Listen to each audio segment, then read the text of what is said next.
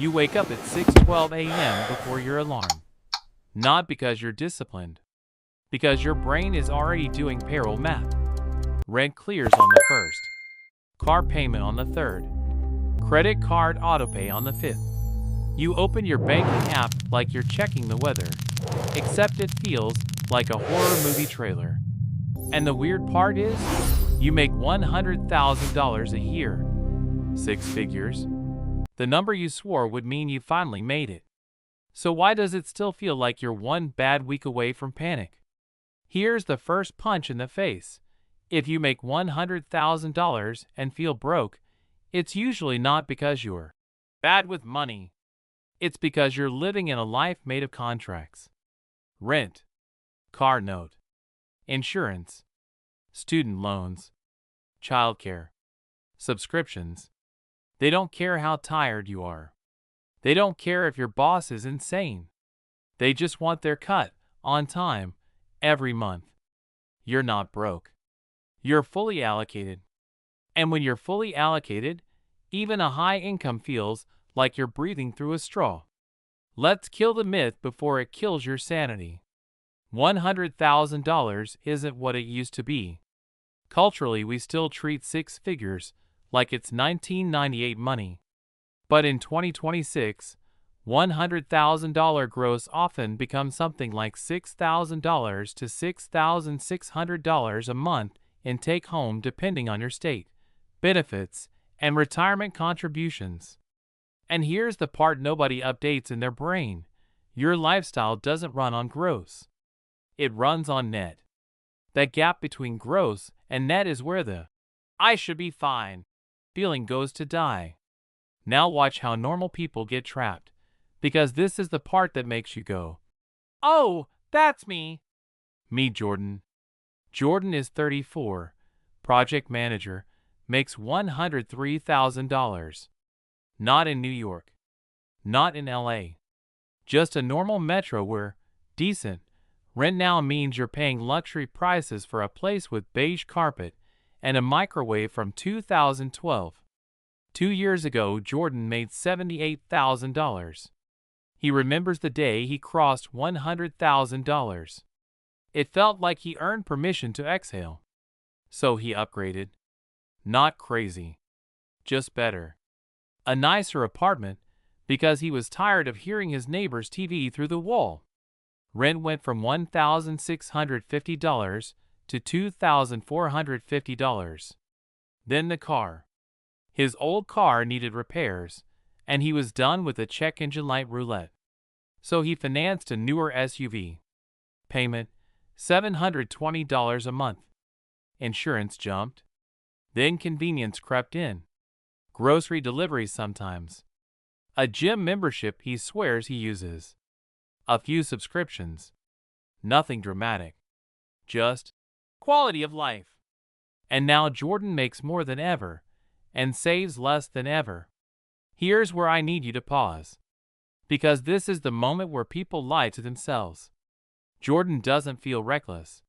He feels like an adult. He feels normal. That's the trap. The system is built so that the most expensive choices feel like responsible choices. That's what makes it viral. Everybody's doing it, so it can't be wrong. Right? Wrong. The problem isn't that Jordan spends too much. The problem is that he locked in too much. Fixed costs. The stuff you can't undo next month without a major life change. Housing. Car payments. Insurance. Debt minimums. Childcare. Those are financial handcuffs. And if those handcuffs eat most of your take-home, you will feel broke no matter what the salary says. Here's a quick scene you've probably lived. It's Friday. Work was brutal. You're drained. You tell yourself you'll cook, but you're exhausted, so you open DoorDash. You click the same thing you always click. It says $18, then you add a drink, then delivery fee, then service fee, then tip, and you're paying $32 for a meal you barely enjoyed. You close the app feeling slightly annoyed at yourself. And then you do the worst mental move possible. You blame that $32 for why you're not getting ahead. But the delivery isn't what's keeping you broke. It's just what you can see. The real thing crushing you is invisible because it's normalized. The $720 car payment, the $2,450 rent, the $300 insurance, the minimum payments that eat your margin before you even make a decision. Here's the phrase that will save you years. Variable spending irritates you. Fixed costs trap you. So let's talk about the two biggest traps, housing and cars. Because these are the ones society cheers for. Nobody claps when you invest $1,000 a month. But buy a new car? Everybody's like, let's go. Bigger apartment? You deserve it. The culture applauds the very things that silently steal your future freedom. Cars first, because the numbers got absolutely unhinged. The average new car payment in America is now in the $700 to $800 range, and in late 2025 data, a record chunk of people were signing up for $1,000 plus monthly payments. Let that sink in. $1,000 a month to drive to work. That's not transportation. That's a second rent payment with cup holders and Apple CarPlay. And the dealership knows exactly what they're doing. They're not selling you a $52,000 vehicle. They're selling you only $720 a month. They're not asking, is this worth the long-term cost? They're asking, can you tolerate this monthly number without crying? Because your brain is wired to answer that.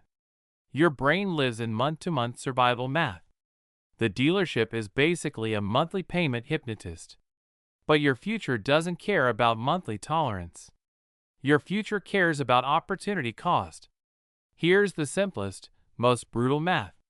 $720 a month invested at a normal long-term market return, let's call it 7–8%, becomes hundreds of thousands of dollars over a couple decades. 2 car payments in a household? That can easily become, accidentally gave up $1 million. Money over time. Again, I'm not saying never buy a nice car. I'm saying stop pretending it's just a car. It's a 5 to 8 year contract that competes directly with your ability to build wealth. Now housing. Housing isn't just rent. Housing is rent plus utilities plus the bigger place effect, where more space means more stuff, and more stuff means more spending. You move into a nicer place, and suddenly your old furniture looks like it's wearing sweatpants in public. So you upgrade the couch, then the bed, then the decor, then the kitchen stuff. And the crazy part is you don't even feel like you're spending. You feel like you're setting up your life. That's how the trap sounds in your head. You're not buying things. You're building your home. And then a year later you look around and realize you're living inside a monthly payment ecosystem. Here's a metaphor that makes it click. Imagine your income is a bathtub. Every paycheck is water. Fixed costs are the drain. If your drain is small, the tub fills and you build savings. If your drain is massive, big rent, big car payment, expensive insurance, debt, you can pour more water in and still not fill the tub. You'll just watch it disappear and feel like you're crazy. So you turn the faucet higher. You chase a raise. You chase a promotion. But if you don't shrink the drain, you'll always feel like the tub never fills. That's the $100,000 problem in 2026. Most people don't have an income problem. They have a drain problem. Now here comes the part most people don't want to admit. Comparison is gasoline on this fire. You don't compare yourself to someone making $45,000. You compare yourself to your peers, coworkers, friends, Instagram. The guy from high school who somehow has a house and a boat. You're not comparing your life to the median. You're comparing your life to a curated highlight reel. So you keep up, without realizing the price of keeping up is permanent monthly dependence. This is why the goalpost keeps moving. When you made $60,000, You thought $100,000 would be freedom. Now you make $100,000 and your brain says, actually, freedom is $150,000. And if you hit $150,000 without fixing your structure, your brain will say freedom is $200,000. There's no finish line if your lifestyle expands automatically. You can't win a race against your own spending floor. Now let's do the best retention trick in the whole script. I'm going to give you a single number you can calculate in 10 minutes that predicts whether you'll feel broke at any salary. It's called your fixed cost ratio. Add up your monthly housing, car payments, car insurance, minimum debt payments, childcare, and any other hard commitments you can't easily change next month. Divide that by your monthly take-home pay. That's your fixed cost ratio. If it's above 60%, you will feel tight. Above 70%, you're vulnerable to disruption. Above 80%, you're basically living on a tightrope with no net, and you're one bad month away from debt. Most people never calculate this. They just feel it. And because they never calculate it, they blame themselves. I'm not disciplined. I spend too much. I need to budget harder. No. Your structure is eating you alive. Now let's make this concrete with a split-screen story, because stories are how your brain learns. Two people, same city, similar salaries. Person A is Jordan, $103,000. Rent $2,450. Car payment $720. Insurance $220.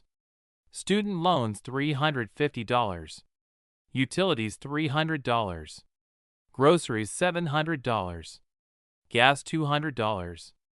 That's already close to $4,940 before he even lives a life. Add healthcare out-of-pocket, subscriptions, occasional travel, clothes, gifts, and suddenly the extra disappears. Person B is Maya, $98,000. Slightly less income. But she froze her fixed costs. Rent $1,750 in an older building. Paid off car. Insurance $120. She still does fun things, but she doesn't finance her identity. Maya automates investing the moment her paycheck lands. $1,500 to $2,000 a month straight into retirement and brokerage accounts. Jordan looks richer. Maya feels richer. Because Maya has margin. Margin is the real definition of wealth. Margin is the space between what you earn and what you must spend. Margin is oxygen.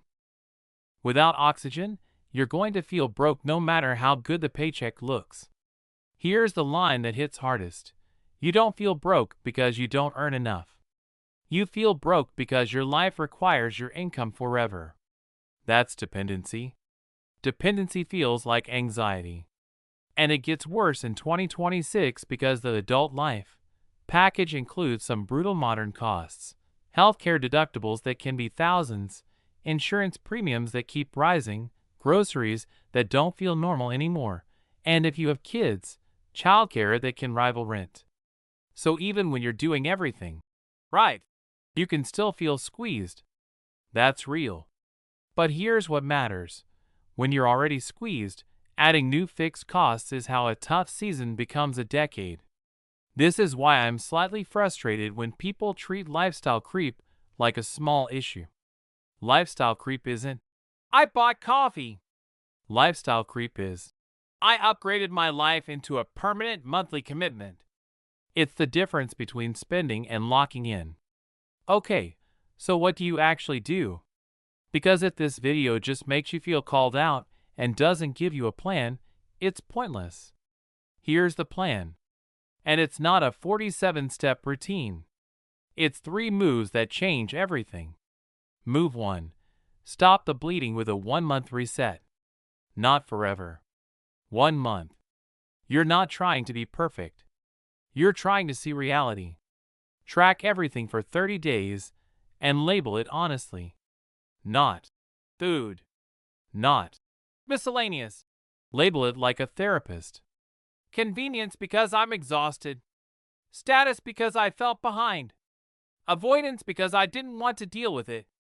That awareness alone will change your behavior because most overspending happens in autopilot. Move 2. Pick one big lever and commit for 12 months. 1. Housing or car. If your rent is crushing margin, you don't need a new budgeting app. You need a housing plan.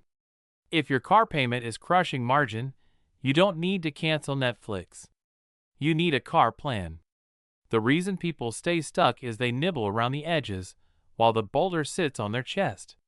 Move 3. Automate your wealth payment before your lifestyle payment. This is the cheat code. The moment your paycheck hits, money moves automatically. Retirement, brokerage, emergency fund, whatever your stage is. Don't rely on leftovers. Leftovers are a fantasy. Your lifestyle will eat leftovers every time. Pay yourself first like it's rent. Because rent is not negotiable, and your future shouldn't be either. Now I want to address the biggest mental objection people have. But I worked hard. I deserve to enjoy my money. Yes, you do. But here's the difference between enjoying money and being enslaved by money. Enjoying is when you can stop. Enslaved is when you can't. If you have to keep working at maximum output forever to maintain your lifestyle, you didn't buy comfort. You bought a treadmill. So the question isn't, do I deserve this? The question is, does this purchase buy me freedom, or does it buy me a monthly obligation? Freedom compounds. Obligations suffocate. That single question will save you more than any budgeting spreadsheet. Now let's talk about the emergency fund, because this is where $100,000 starts to feel like peace. People underestimate the psychological power of having cash. Not because cash earns huge returns, but because cash changes your posture in life. 3 to 6 months of expenses in an emergency fund is walking away money. It means you're not trapped. It means you can handle a surprise bill without panic. It means you can say no. It means you can negotiate. It means your nervous system finally calms down. And here's the crazy part. Once you have walking away money, you often earn more without even trying, because you stop negotiating from desperation. Desperation is expensive. It makes you accept bad deals, bad jobs, bad financing, bad leases. Calm lets you choose. This is why calm is the new rich. Okay, so if you're watching this and you're that person checking your banking app in the morning with anxiety, here's what I want you to do this week. Calculate your fixed cost ratio. Just do it. That number is your truth serum. If it's above 70%, you have a structure problem, not a discipline problem. Then choose your one lever. Housing or car. You don't have to fix everything. You just have to stop stacking fixed costs. And finally, automate a wealth payment. Even if it's $200 a paycheck. The goal is not to become rich next month.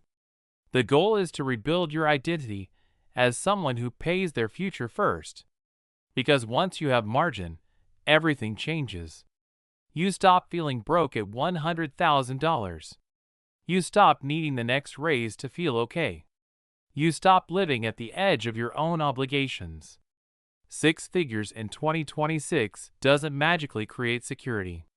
Structure creates security. And structure is a choice. The real flex isn't the new car. It isn't the nicer apartment. It isn't the vacation photo. The real flex is earning $100,000 and not needing all of it. The ability to say, if something happens, I'll be fine. That's wealth. That's freedom. That's what 6 figures was supposed to feel like. And you can still get there if you stop upgrading the cage and start widening the exit.